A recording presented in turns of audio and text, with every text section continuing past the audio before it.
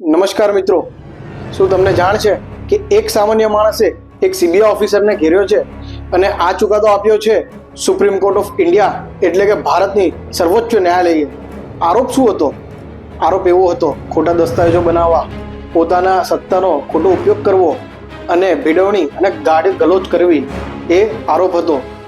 આ કેસમાં પોલીસે એફઆઈઆર નોંધી નહીં અને કહ્યું કે સીબીઆઈની તપાસમાં કોઈ ગુનો બનતો નથી, પણ નામદાર ગુજરાત હાઈકોર્ટે એવું કહ્યું કે ભાઈ તપાસ તો થવી જોઈએ. આખરે સુપ્રીમ કોર્ટે કહ્યું કે એફઆઈઆર નોંધવી ખૂબ જરૂરી છે અને કોઈ પણ અધિકારી કાયદાથી ઉપર નથી અને હા, તપાસ કરનારની બી તપાસ થવી જોઈએ. આ ચુકાદો દરેક નાગરિક માટે એક જંગી જીત છે. જો તમને કંઈ ખોટું થતું લાગે તો તમારા અધિકાર માટે લડો અને આવા બીજા વિડીયો જોવા માટે ચેનલને લાઈક અને સબસ્ક્રાઇબ કરો અને કૃપા કરી આને શેર કરવાનું ભૂલતા નહીં. જય હિન્દ, જય ભારત.